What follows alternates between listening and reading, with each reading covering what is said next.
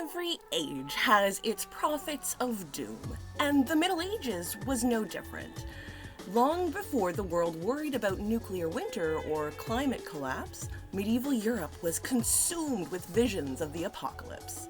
From fiery comets blazing across the sky to whispers of planetary alignments heralding catastrophe, people lived in a world where divine judgment seemed only a moment away.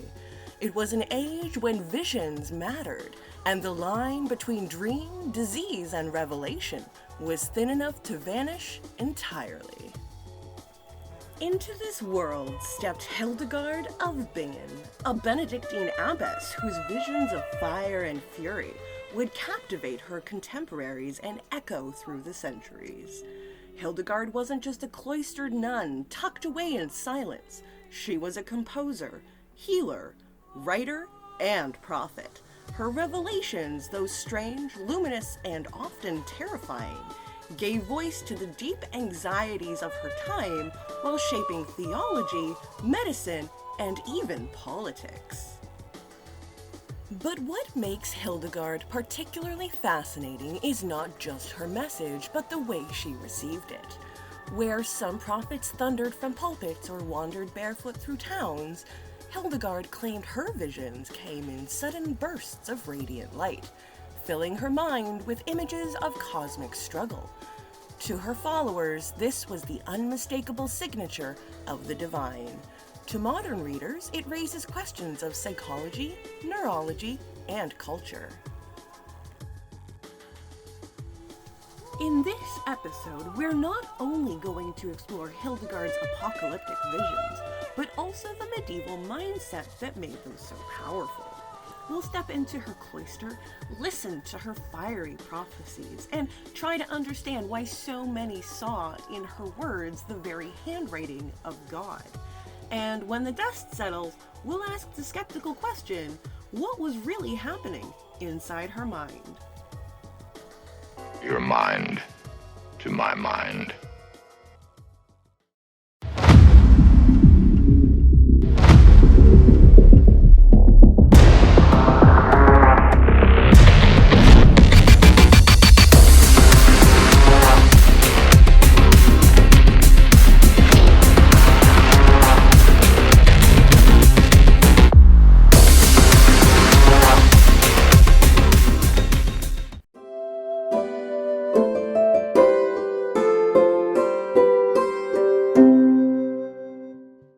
The year was 1098, and Europe was a world in tension. The First Crusade raged in the East, promising divine glory, even as it left trails of blood. At home, peasants lived lives of crushing routine and constant uncertainty. Most people were tied to the land, laboring under lords and bishops. I'm your king. Well, I didn't vote for you. Never traveling more than a few miles from the village of their birth. Life expectancy was short, and disease could sweep through without warning, erasing entire communities in just a season. For the majority of people, survival itself was a daily apocalypse. I'm not quite dead, sir. But what mattered most was not just what they experienced, it was how they interpreted it. Medieval society did not think of history as open-ended, like we often do today. They believed time was a divine story with a clear beginning and a destined end. The world had been created, Christ had come, and soon, perhaps very soon, it would all end in fire and judgment. Fire! Every famine, every eclipse, every war was not just an event, but a potential sign. The apocalypse was not an abstract idea. It was the lens through which people understood reality. This worldview wasn't confined to dusty monasteries or scripture scholars. It infused every level of society. A farmer who lost his crop might see it as divine punishment for sin. You sinful beast! A noble who triumphed in battle might believe himself chosen by God. The church reinforced this at every step. Sermons, rituals, and feast days kept the memory of judgment alive. Heaven and hell were not symbolic, but tangible destinations that loomed at the edge of every choice. What we would call superstition, they called knowledge. Comets were fiery messengers, storms were divine warnings. A child's sudden illness might be seen as the devil's attack. When everything felt fragile, the supernatural offered both explanation and comfort. And crucially, it also offered hope, because if the world was moving toward apocalypse, then suffering was not meaningless. It was part of a larger plan, a drama that ended in God's justice. This was the mental and social landscape into which Hildegard of Bingen was born. Her visions were not strange intrusions into medieval life, they were extensions of it. When she spoke of fiery dragons and collapsing stars, her audience already believed that such things were possible. She gave voice to what they feared, but also to what they longed for. A universe where chaos had meaning, where even the end of the world fit into God's story.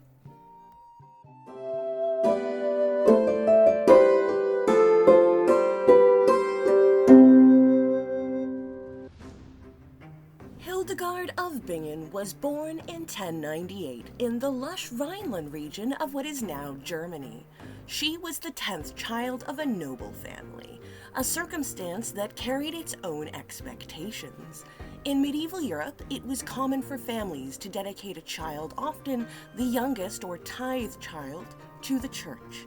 This practice was not only a sign of piety, but also practical solution for families who could not provide land or inheritance for all of their offspring. For Hildegard, this meant that from an early age, her destiny was set. She would belong to God.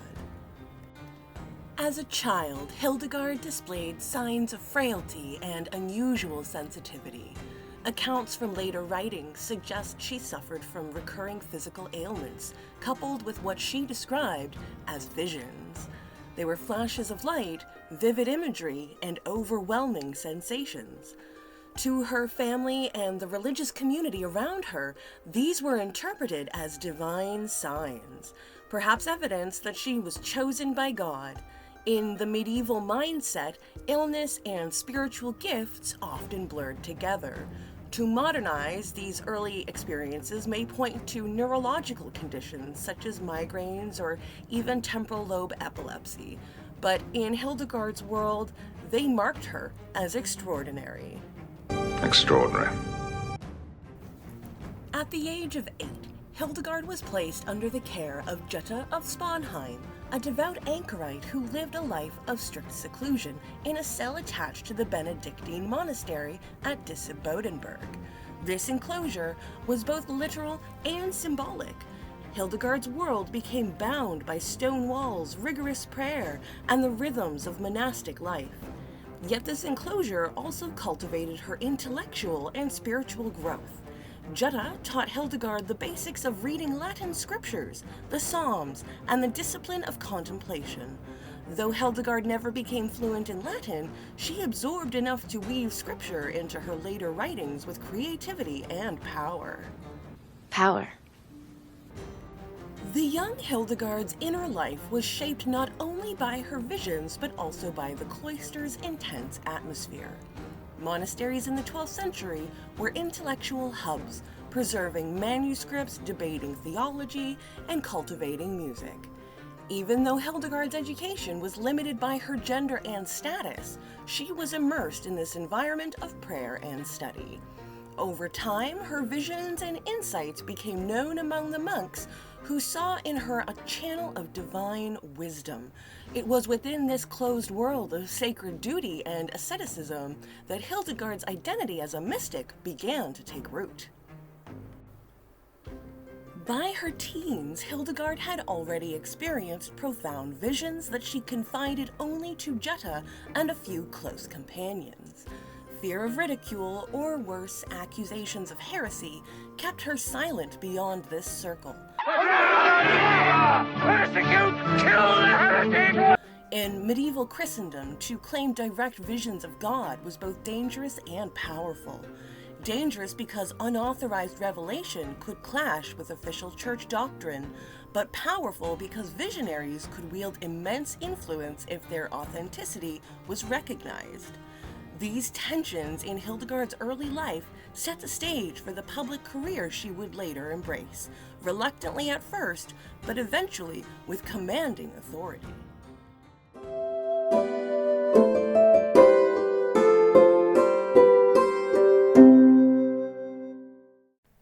Hildegard's earliest visions began in childhood, long before she had the language or confidence to describe them. She recalled seeing a great light that infused her soul with knowledge she could not explain. These experiences were not isolated events, but rather recurring phenomena, bursts of dazzling brilliance accompanied by overwhelming feelings and symbolic imagery. At the time, she confided them to her nurse and later to Jetta of Sponheim, but she did not speak openly about them beyond that.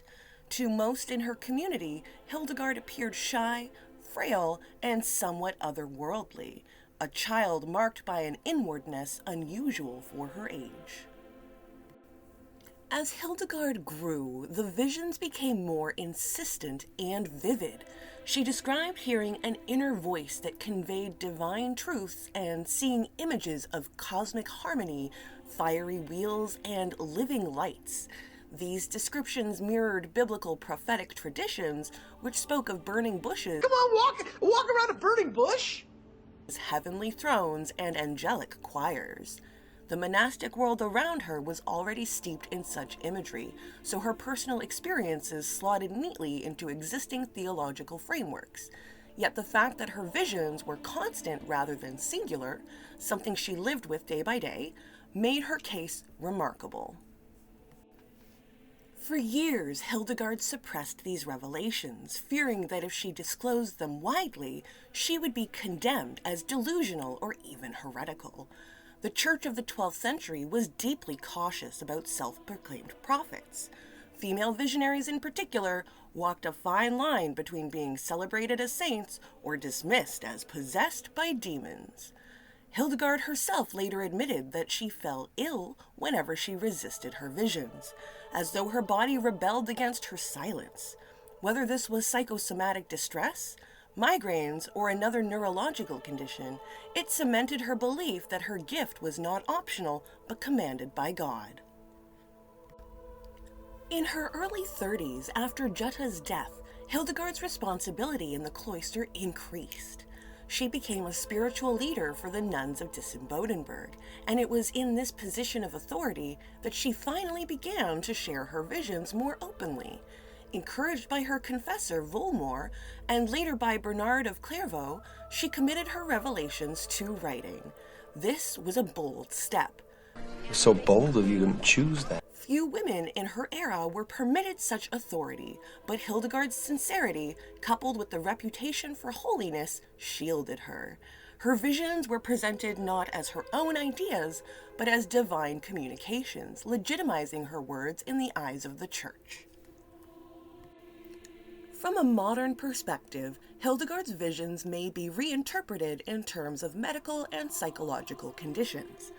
The symptoms she describes, flashes of light, sensory distortions, periods of weakness, and trance-like states, closely align with migraine aura or temporal lobe epilepsy. In the Middle Ages, however, these explanations did not exist. To her contemporaries, Hildegard was a prophetess, chosen by God, a living bridge between heaven and earth.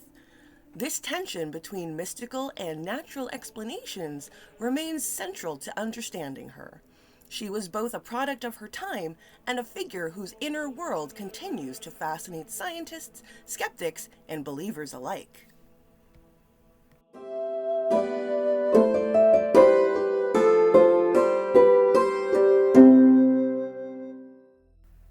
Once Hildegard began recording her visions, her influence grew quickly. What had once been private experiences became public revelations, and soon her reputation spread beyond the cloister. The Church, always cautious about visionaries, took a particular interest in her case. Hildegard's writings were submitted to Pope Eugenius III, who, after reading selections at the Synod of Trier in 1147, declared her visions authentic. That's too authentic, okay?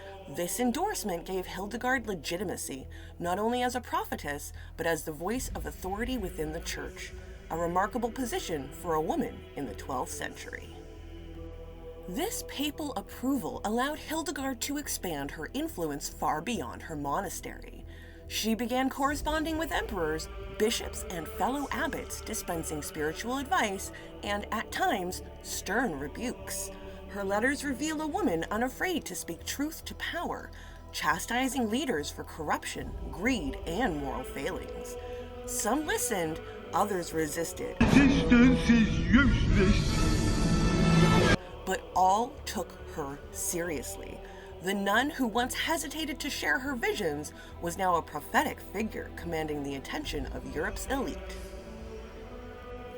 During this period, Hildegard also moved to establish her own independent convent at Rupertsberg, near Bingen on the Rhine. This was no small feat. It required negotiating with church officials, securing financial support, and persuading her nuns to follow her to a new and uncertain home. Yet her charisma and reputation made it possible. The foundation of Rupertsberg marked a turning point in her life, giving her a platform from which she could write, teach, and spread her vision of divine order. It was in this new setting that Hildegard composed her major works. These included Civius, Know the Ways, which recorded her visions in elaborate detail, and treatises on medicine, natural history, and cosmology. She also composed an astonishing body of music, chants and hymns that survive today as some of the most ethereal and distinctive compositions of the medieval era. Hildegard's creativity was inseparable from her visions. She saw herself not just as a passive recipient of divine truth, but as a channel through which God's light was made manifest in words, art, and song. Her rise was not without controversy. Critics whispered about the dangers of a woman claiming divine authority, and not all churchmen welcomed her boldness. Yet Hildegard's careful framing, insisting that her visions came from God and not her own invention, protected her. By presenting herself as a humble vessel, she turned potential liability into strength. In a time when women's voices were often silenced, Silence! Silence! Hildegard's combination of spiritual fervor, creative genius, and political savvy made her impossible to ignore.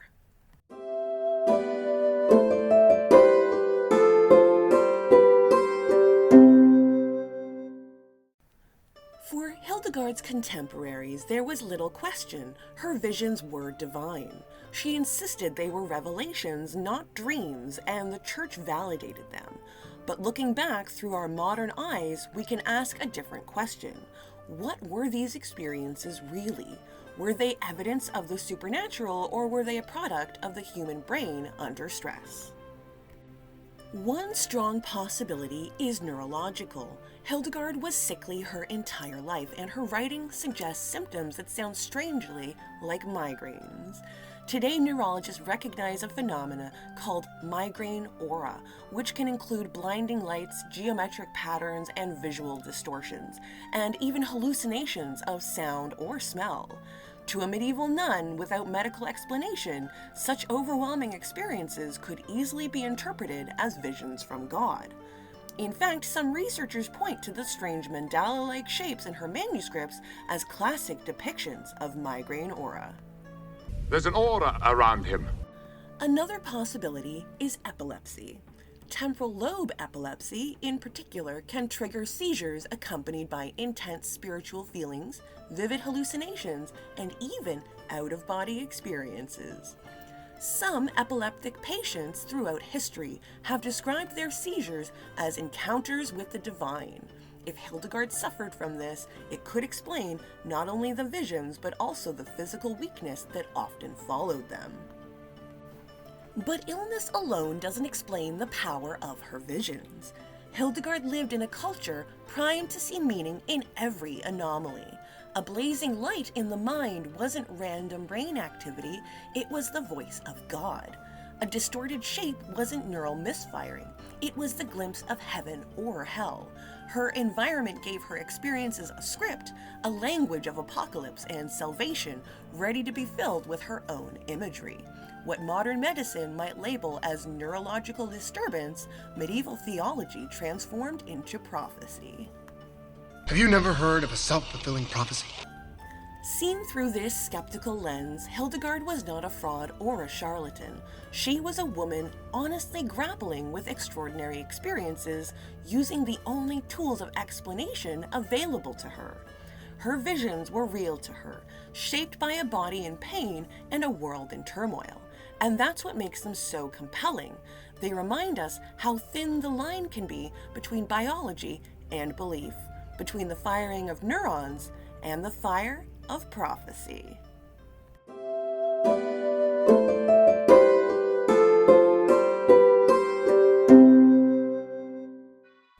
So in the end, Hildegard wasn't so much a prophetess of the divine as she was a prophetess of neurology, or migraines, or possibly just the unfortunate medieval combo of fasting, incense, and never getting enough vitamin D. What her contemporaries heard as the voice of God, we can now recognize as the brain doing its best light show impression. And honestly, that's way cooler than the angels dropping mixtapes directly into your skull, because it means her creativity and her strange visions were human, messy, and real. That's the kind of story that makes the past feel alive and not just like a stained glass window. And hey, if you enjoyed this blend of history, skepticism, and light nerd comedy, you know what to do. Click like, subscribe, and leave a comment telling the almighty algorithm that you want more skeptical deep dives into the weirdest corners of human belief. It's basically our way of offering incense at the altar of YouTube, except instead of smoke and chanting, we're sacrificing our dignity to the gods of engagement. Trust me, it's what Hildegard would have wanted, if she had Wi-Fi. You see.